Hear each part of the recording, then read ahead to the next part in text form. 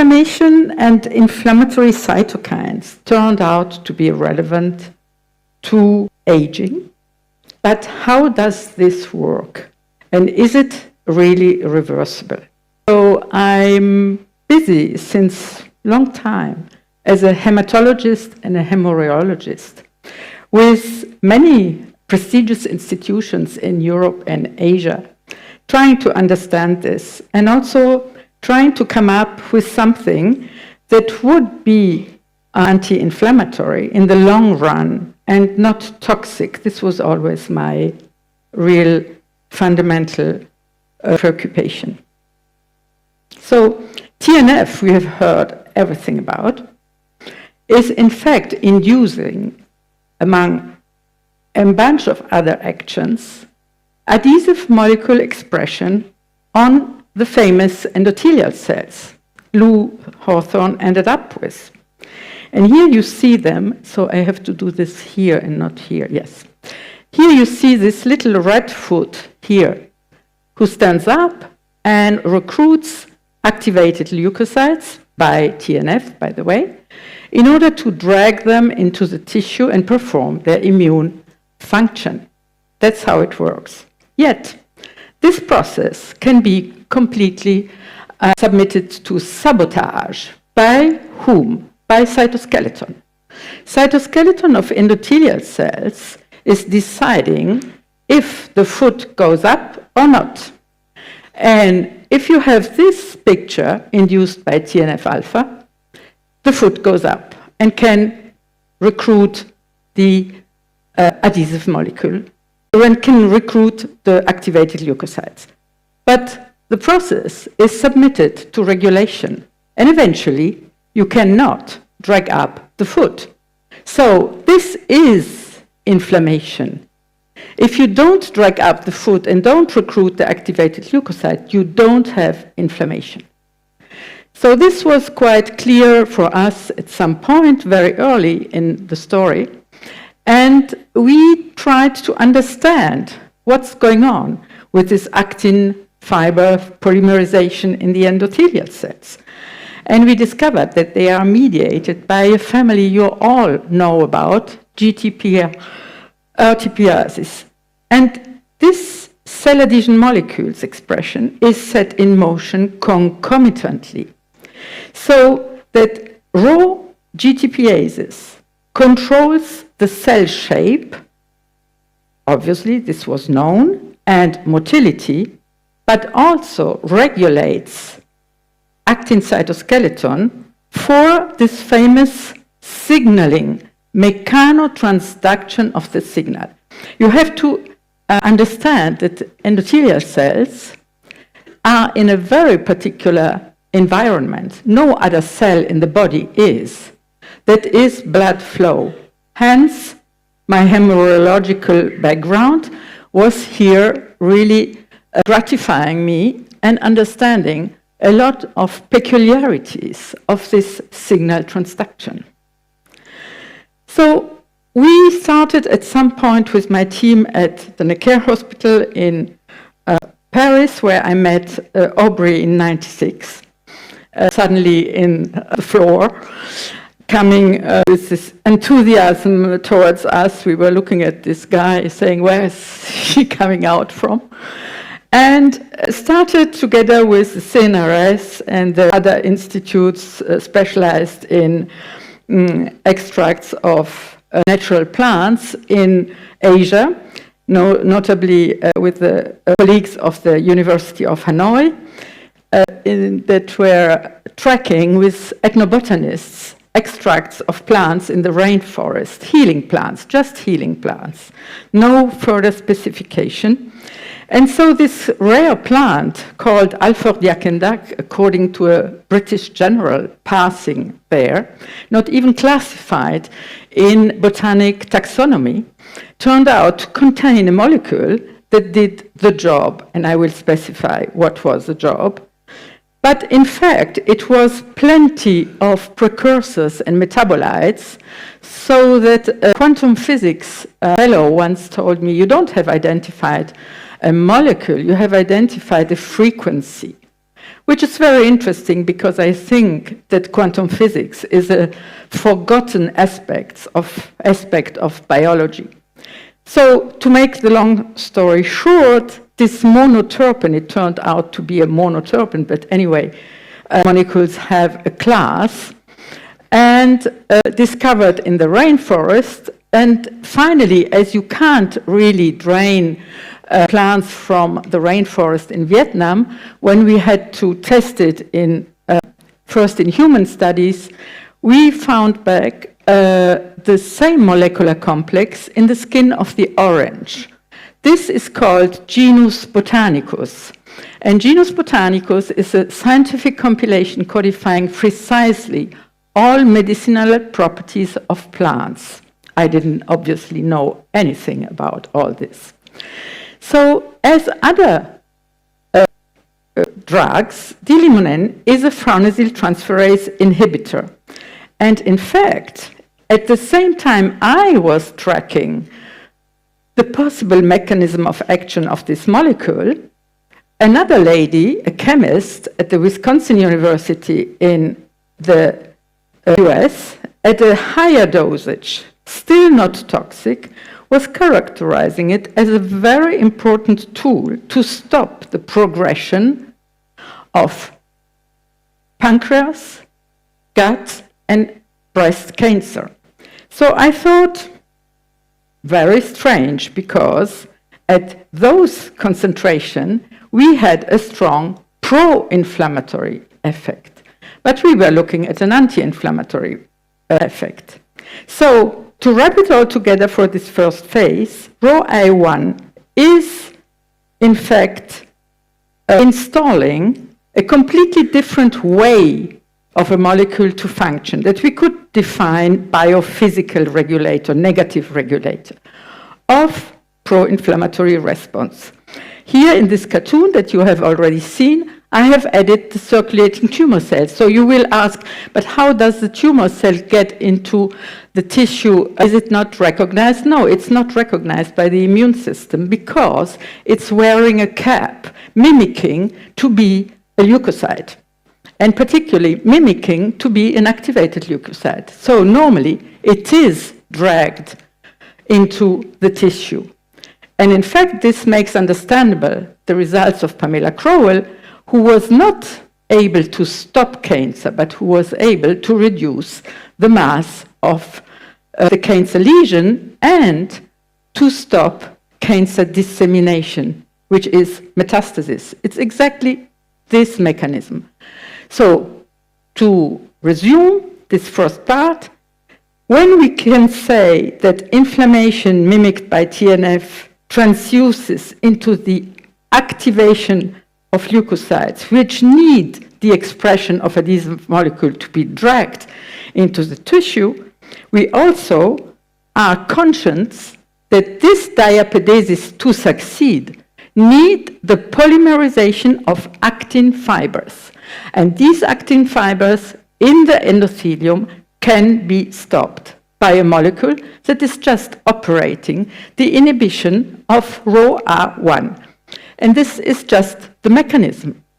Is it reproducible in other cell types or in other conditions? We'll see.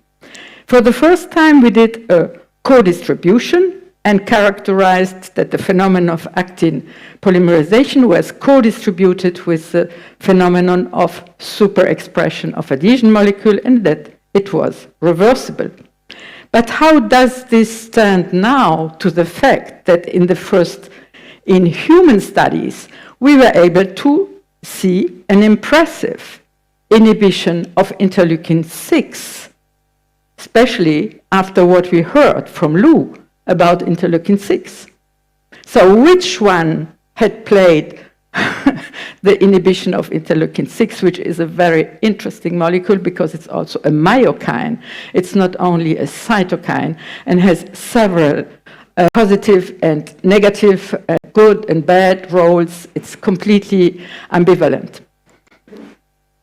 So we published all this work and also submitted it to the SASP model of Judith Campisi only to discover that a reversibility, so it was not at all a senolytic, it was really a synenomorphic compound. Yet, the inhibition rate was intriguing, because at that time, AstraZeneca was playing with monoclonal antibodies to inhibit ICAM1 or VCAM1 at 20%. And we had immediately these huge inhibitions. So we dragged further and looked at, obviously, NF-kappa-B. Not personally, not to be influenced in our results, so we collaborated with the IGBE in Naples, who were specialized in NF-kappa-B, and got and published the result.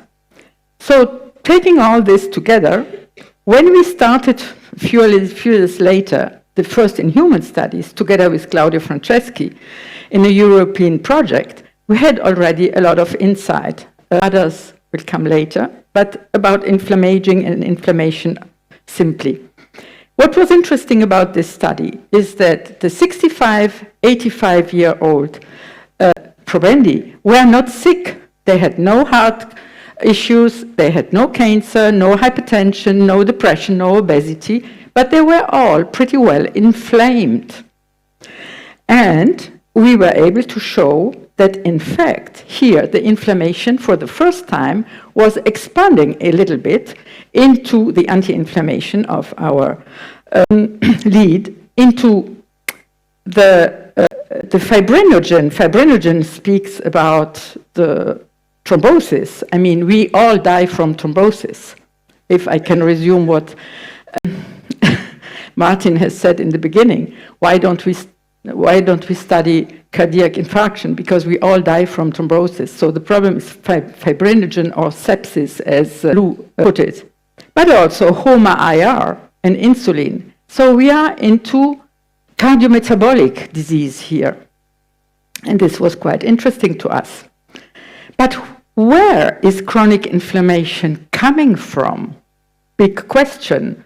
20 years ago, 10 years ago, nobody had an answer. Today, it's quite clear. Social stress contributes to a multi-scale inflammatory map, leading to polycrisis and organ dysfunction. And in fact, you have a phenomenon that is called cortisol bathing. We are all into cortisol bathing, due to cortisol hypersecretion and resulting in a leaky gut that is responsible for the dysbiosis. And dysbiosis is causing a lot of damage. Now, main drivers, accelerating aging, can only work if the gut barrier is leaking. That is a monumental universal truth. But it's very difficult to track. And in fact, can nutraceutical supplements or prebiotic fibers counteract this because of epigenetic modification inducing anti-inflammatory and tumor suppressor gene expression? We simply showed that this monoterpene were able to restore the gut barrier and to reverse the ratio between good and bad bacterial strains, which it's important in the gut-brain communication. When it comes to other properties of this small molecule that is considered by a whole bunch of people as a simple dopaminergic molecule because it enhances dopamine in the brain, this is even more interesting because in middle age, dopamine slows down. And why is that? Because neurons quench dopamine, their own dopamine, with the same mechanism as endothelial cells drag up the arm of the adhesive molecules. They need an inside elasticity at the side of the synapses in order to do this. And when they are just stretched by inflammation, our own dopamine is stuck into the synapses. So in fact, what we see here is just the effect of the monoterpene, that it is stopping the stress fiber formation. We had concomitantly to these Japanese researchers who published 2 months before us, that's live, undergone very interesting studies together with some ethologists showing the change in behavior in rats and showing their high motivational effects and lower irritability. So that we concluded that we had quite a point here. Mood amelioration via increased dopamine is just part of the whole picture and was also characterized in humans with a little gender issue. This is typical for natural substances. They are either like xanthines favorable to men or to women, like, such as terpenes. We wrapped up all this. The whole story of the varicosities towards the neurons is very interesting, but I see I have not so much time anymore. So we go into the lifestyle story. And Eric Verdin was saying once that lifestyle is 93% of the prevention of aging. So what are the characteristics of healthy lifestyle? Can we be reassured by visible effects? Do we see it? What about lifestyle when it comes to geroprotection? We all know about this great enterprise by Wellcome about resilience. But resilience is based on what? Physically, from the physiological point of view. We have some ideas about that. And we think that vagal activation is a longevity promoting tool and that it can found resilience. You can't be resilient if you are super excited. So cardiac coherence, rhythmic breathing, inhaling, and also trying to learn to meditate much contribute to the anti-inflammatory endogenous activation of the vagal system. And so once you get the pretty picture of those ruling the world, they're currently having a hard time. There's some guy out there doing NF-kappa B inhibition, doing TNF-alpha interleukin-6, interleukin-1 inhibition, doing gut barrier repair, doing microbiota repair, ratio reshape, and mood modulation thanks to vagal activation. That's a mess. We have to take control again. And so introducing the first in human results on skin, in fact, fisetin and quercetin have been characterized as anti-inflammatory, but senolytics, first of all, which many supplements claim in a polypharmacologic way, and by the way, from the pharmacogenomics is a nonsense because 95% of us have a negative affect treatment due to the phenotype. So Merete Hardestal was interested into the impact of anti-aging therapies in cancer promotion. This is a very classical subject, and she was able to show, which is very interesting for us, how compared to the classical cytotoxic chemotherapy, quercetin and fisetin were, of course, extremely efficient in senolytic activity, but also anticipating by 2 years the appearance of skin cancer. So I think we have to be very conscious about this play that also has been addressed by Lou about the concomitance of cancer and anti-senescence drugs. We did go into resetting of visible skin lesions like this one in psoriasis, and I'm happy to announce that the famous quality of life aspects were also visible. In particular, when it came to itching, here we have a testimonial of a Formula One champ who even says his skin was clearer. I think this is just touching, a man who tells you his skin is clearer. And this lady with her terrible itching, all this was always very quickly. And here the famous elasticity effect that I affection very much, because no aesthetic medicine intervention can ever produce this. So you need something more than only a molecule doing something. You need a whole complex contributing to the effect. This here is only to say that theoretically, every TNF-alpha inhibitor should be able to restore wrinkles.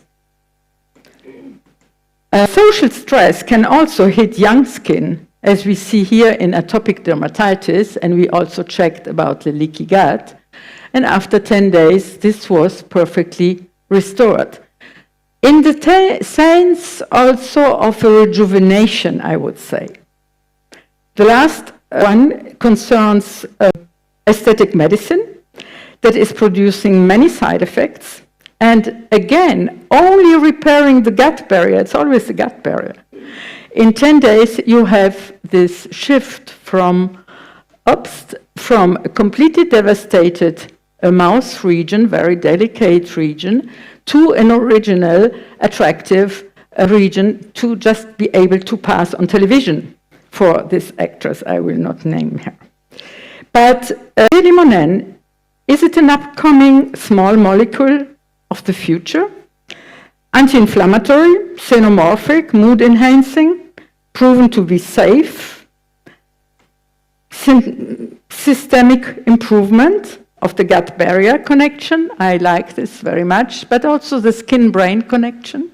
A miracle remedy? No, just a science-backed up product line for prevention and remediation, a most precious sustainable companion for healthy longevity.